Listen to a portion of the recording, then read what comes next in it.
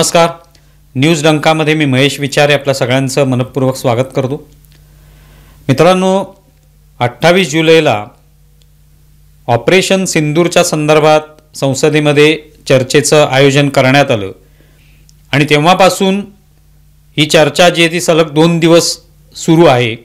अर्थात आम्ही हा व्हिडिओ बनवत असताना नरेंद्र मोदी हे संसदेमध्ये भाषण करत होते आणि त्याच्या आधी अनेक लोकांनी या सगळ्या ऑपरेशन सिंदूर संदर्भात आपापली मतं व्यक्त केली.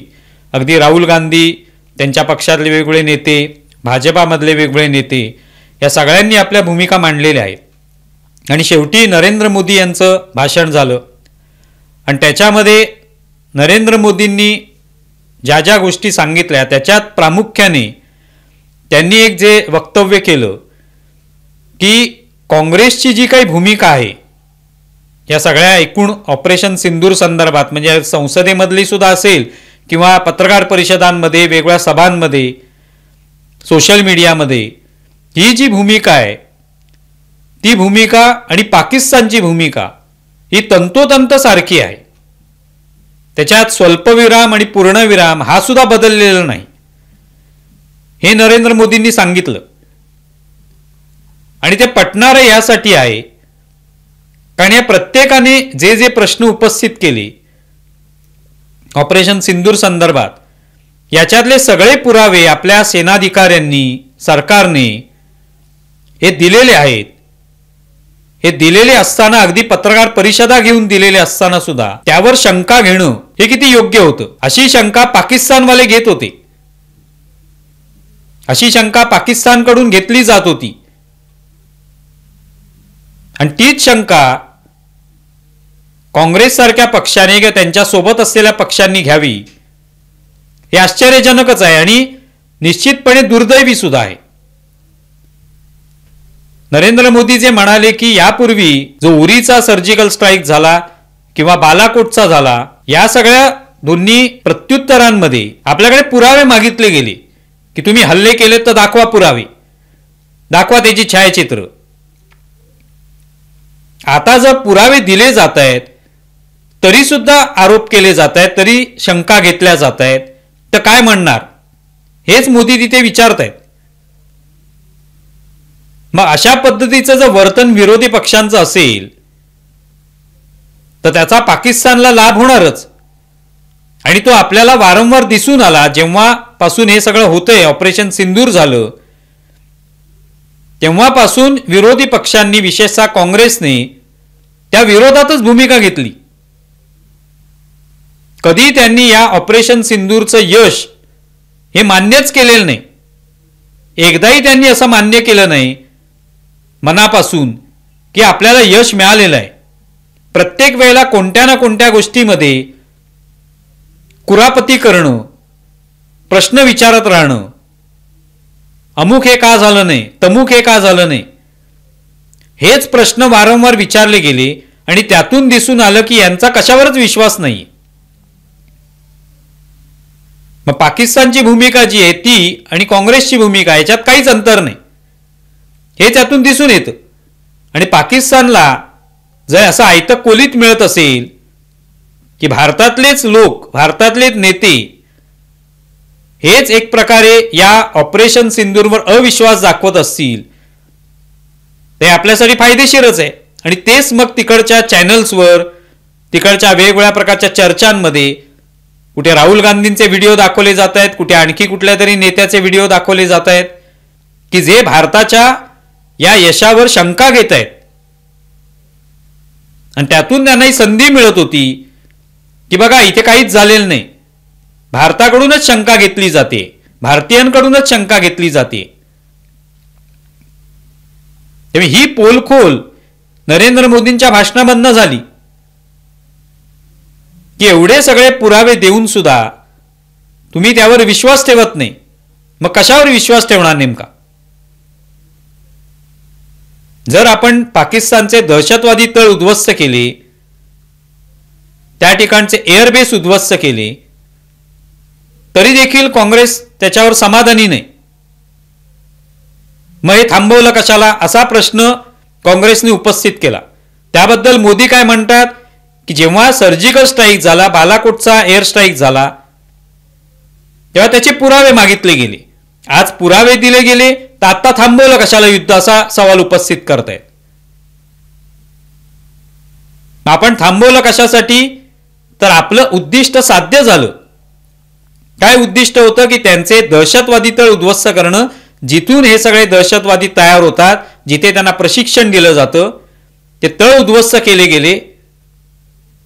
कारण आपला उद्देश होता की तिकडच्या कुठल्याही सर्वसामान्य नागरिकांना, पाकिस्तानमधल्या नागरी वस्तीवर आपण कोणताही हल्ला करणार नाही. तिकडच्या नागरिकांवर कुठे या युद्धाचे पडसाद त्यांच्यावर उमटणार नाहीत किंवा त्यांना त्याचा त्रास होणार नाही, याची काळजी आपण घेतलेली. ती काळजी घेण्याचं कारण काय की उद्या तशाच पद्धतीचा हल्ला पाकिस्तान जेव्हा करेल, आपण तो निश्चितपणे त्याला प्रत्युत्तर देऊ, आपण तो परतवून लावू. पण एखादा असा घटना घडू शकते की ज्याच्यात आपल्या एखाद्या नागरी वस्तीवर एखादं क्षेपणास्त्र पडलं किंवा हल्ला झाला, तर त्याची जबाबदारी कोण घेणार? ते होऊ नये याचीच काळजी भारताने घेतलेली आहे. म्हणून आपण पाहिले दहशतवादी तळ उद्ध्वस्त झाले, तिथे कुठल्याही पाकिस्तानमधल्या सर्वसामान्य नागरिकाला त्रास झालेला नाही. त्याच्या आजूबाजूला वस्ती असून सुद्धा एअरबेस सुद्धा उद्ध्वस्त केले, तेव्हाही कुठलंही तिकडचं नागरी वस्ती जी आहे त्यातल्या कुठल्याही इमारतीलाही धक्का लागला नाही. त्यावर हल्ला करण्याचा आपण प्रयत्नही केला नाही. मग आपलंही उद्दिष्ट जर साध्य झालं असेल तर आणखी युद्ध करा. ही काँग्रेसची भूमिका कितपत योग्य आहे? आपल्या सेनाधिकाऱ्यांनी, आपल्या लष्कराने, हवाई दलाने किंवा नौदलाने ठरवलं असेल की आपल्याला जे निश्चित ध्येय आहे ते साध्य करायचं झटपट कमी कालावधीत, तर ते करून दाखवलेलं आहे. एका बाजूला सर्जिकल स्ट्राईक झाला, एअर स्ट्राईक झाला बालाकोटचा, त्यावर विश्वास ठेवायचा नाही, आणि आता पुरावे दिले तर त्यावरही विश्वास ठेवायचा नाही. मग नेमका विश्वास कशावर ठेवायचा? मग पाकिस्तान आणि काँग्रेसची भाषा एकच आहे असं म्हटलं तर त्यात काय चूक आहे? हेच मोदी या ठिकाणी म्हणतायत. ऑपरेशन सिंदूर का थांबवलं? तर त्याचं कारण हेच आहे की पुढे आणखी नुकसान होऊ नये, आणि तरी देखील भारताने त्यांना इशारा दिलेला आहे की तुम्ही जर आणखी हल्ला करण्याचा प्रयत्न केलात तर त्याचे परिणाम वाईट होतील, आणखी तुम्हाला महागात पडेल, हे भारताने सांगितलेलं आहे. आणि त्यानंतर पाकिस्तानने ती जुर्रत केली नाही, हिम्मत केली नाही. तरी पाकिस्तानने किती ड्रोन्स आणि मिसाईल्स किंवा क्षेपणास्त्र डागलेली आहेत? 1000. याची माहिती मोदींनी दिली. पण हे सगळे क्षेपणास्त्र आणि हल्ले, ड्रोनचे हल्ले आपण परतवून लावले. ते सगळे क्षेपणास्त्र उद्ध्वस्त केलेले आहेत आपल्या डिफेन्स सिस्टीमच्या साह्याने. मग हे आपलं यश नाही आहे का? मग नेमकं यश कशाला म्हणायचे? काँग्रेसचं कोणत्याही यशाबद्दल समाधानी असणार नाही. मग आपल्या एकाच्या नागरी वस्तीवर हल्ले व्हावेत आणि मग आपण तिकडच्या नागरी वस्तीवर हल्ले करावेत आणि सगळं उद्ध्वस्त करत सुटावं, याला यश म्हणणार आहे का? आजच्या काळामध्ये आपण हे असं यश जे निर्धारित केलेलं आहे तेवढं यश मिळवणं हे जास्त महत्वाचं होतं. ते आपण केलेलं आहे. राहुल गांधींनी सवाल उपस्थित केला की ट्रम्पना विचारण्याची किंवा ट्रम्प हे खोटारडे आहेत हे बोलण्याची हिंमत मोदींनी दाखवावी सभागृहामध्ये. इंदिरा गांधींमध्ये जशी हिंमत होती त्याच्या 50% तरी हिंमत दाखवावी. मुळात ट्रम्प यांनी फोन केला याचा पुरावा कोणता आहे काँग्रेसकडे? ट्रम्प म्हणतायत म्हणून. ट्रम्प आणखी काही म्हणतील त्यावर विश्वास पाकिस्तानने ठेवला तर ठीक आहे, काँग्रेसने सुद्धा ठेवावा. मग याला पाकिस्तान आणि काँग्रेसची भाषा ही सारखीच आहे असं म्हटलं तर काय चूक आहे? नरेंद्र मोदींनी स्पष्ट केलं की अशा पद्धतीने कोणत्याही देशाच्या राष्ट्राध्यक्षांनी किंवा नेत्यांनी आम्हाला फोन केलेला नाही सीज फायर करण्यासाठी. पाकिस्ताननेच आमच्या समोर, भारतासमोर गुडघे टेकले की बस झालं, आता यापेक्षा जास्त आम्ही सहन करू शकत नाही हल्ला. आणि म्हणून आपल्या DGMOंनी हे मान्य केलं की आम्ही आता हल्ला करणार नाही म्हणून. यात अमेरिकेने फोन केल्याचा कोणता पुरावा आहे? तो कोणीतरी सांगितला पाहिजे. उलट मोदींनी सांगितलं की त्याच्या आधी 9 तारखेला रात्री अमेरिकेचे जे उपराष्ट्रपती आहेत, उपराष्ट्राध्यक्ष आहेत, त्यांनी फोन केला की पाकिस्तान मोठा हल्ला करण्याच्या तयारीत आहे, तेव्हा तुम्ही सावध राहा किंवा तुम्ही हल्ला करू नका. पण भारताने त्यांना ठणकावून सांगितलं की पाकिस्तानने जर हिंमत केली तर पाकिस्तानला ते महागात पडेल. आता हे जर मोदी सांगत असतील संसदेमध्ये, जिथे सगळं रेकॉर्डवर असतं, ते सुद्धा तुम्ही मान्य करणार नसाल, ते सुद्धा खोटं आहे असं म्हणणार असाल, आणि ट्रम्प कुठून तरी म्हणतायत ते अगदी मोजून मापून आज 29 वेळा बोलले, 28 वेळा बोलले, हे सांगून त्यांचं म्हणणं मान्य करणार असाल, तर मग तुम्ही भारतातल्या सरकारवर विश्वास ठेवताय, सेनाधिकाऱ्यांवर विश्वास ठेवताय की अमेरिकेवर विश्वास ठेवताय? कोणावर विश्वास आहे नेमका हे स्पष्ट व्हायला पाहिजे. पाकिस्तानचे लष्कर प्रमुख मुनीर हे तिकडे अमेरिकेच्या राष्ट्राध्यक्षांबरोबर जेवण काय घेतात किंवा आणखी काय करतात, त्याच्याबद्दल आपण इकडे नाराजी व्यक्त करण्यात काय अर्थ आहे? तो पाकिस्तान आणि अमेरिकेचा प्रश्न आहे. त्यासाठी अमेरिकेला आम्ही दटावणं किंवा पाकिस्तानला काहीतरी दटावणं ही आपली भूमिकाच नाहीये. आमच्याशी जे काही कोण बोलेल त्यावर आम्ही प्रतिक्रिया देऊ. जेव्हा ट्रम्प यांनी अशा पद्धतीने हे युद्ध थांबवलं याचा कोणताही पुरावा नाही. ट्रम्प म्हणताय ते 29 वेळा म्हणूत किंवा 100 वेळा म्हणूत, त्याचा पुरावा कोणताच नाहीये, तो पाकिस्तानने दिलेला नाहीये. विमानं पाडली, 5 विमानं पाडली, त्याचे पुरावे द्या. म्हणजे सगळ्या कोणत्याही गोष्टीवर काँग्रेसचा विश्वास नाहीये. विश्वास कोणावर आहे तर ट्रम्पवर विश्वास आहे. विश्वास कोणावर आहे तर पाकिस्तानवर विश्वास आहे. आपल्या लोकांवर विश्वास नाही. यालाच म्हणतात पाकिस्तानची भाषा. जे पाकिस्तानला फायदेशीर होईल, पाकिस्तानला लाभदायक ठरेल अशी भाषा बोलणं, हेच काँग्रेसचं आतापर्यंत वर्तन राहिलेलं आहे. याच्यामुळे पाकिस्तान खुश होणारच की आपल्याला कोणतरी साथ देणारा, आपली भाषा बोलणारा, आपली बोली बोलणारा असा कोणतरी भारतामध्ये राहतोय. आज इस्रायलने सुद्धा हल्ले केलेले आहेत, इराणवर केलेले आहेत किंवा गाझा पट्टीवर करतायत. ते हमासशी त्यांचा संघर्ष चालू आहे. पण तिथे असा कोणी प्रश्न उपस्थित करत बसत नाही की आपले किती सैनिक मारले गेले, आपण कशाला हल्ले करतोय. हा विरोध केला जात नाही, कारण तो देशाचा प्रश्न असतो. हे मात्र काँग्रेसला कळतच नाहीये. हेच त्याच्यावरून दिसून येतं. त्या देशाचा प्रश्न आहे तेव्हा आपण कोणते प्रश्न उपस्थित केले पाहिजेत, कोणत्या शंका उपस्थित केल्या पाहिजेत, कोणावर शंका उपस्थित केल्या पाहिजेत, याचं भान असणं आवश्यक आहे. आज आपण पाहिलं की या सगळ्या संसदेतल्या चर्चेमध्ये काँग्रेसने शशी थरूर, मनीष तिवारी यांना संधीच दिली नाही. का संधी दिली नाही बोलण्याची? कारण त्यांनी सांगितलं की आम्ही जे परदेशामध्ये बोललो ऑपरेशन सिंदूरच्या संदर्भामध्ये, भारताची भूमिका आम्ही मांडली, तीच आम्ही मांडणार. ती काँग्रेसला पसंत नाही. काँग्रेस म्हणते आम्ही जी आता भूमिका मांडतोय तीच मांडली पाहिजे.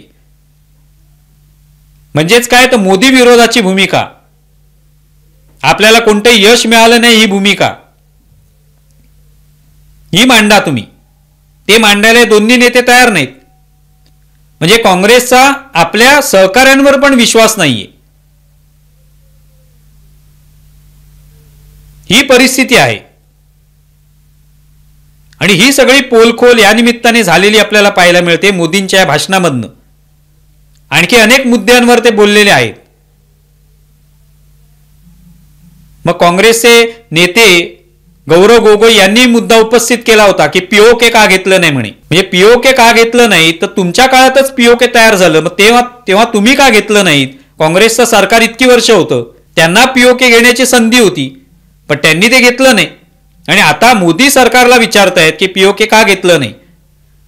मुळात ते तयारच तुमच्या काँग्रेसच्या काळात तयार झालं. गौरव गोगोई विचारतात आपली जी जेट विमानं आहेत ती इकडूनच का स्ट्राईक करत होती? त्यांनी आणखी जवळ जाऊन स्ट्राईक करायला पाहिजे होतं. म्हणजे गौरव गोगोईंना नेमकं माहिती नाहीये की आपण कशा पद्धतीचे स्ट्राईक केलेले आहेत. आपण जी क्षेपणास्त्र डागलेली आहेत ती कुठून डागलेली आहेत? सरफेस टू सरफेस डागलेली आहेत की हवेतून डागलेली आहेत?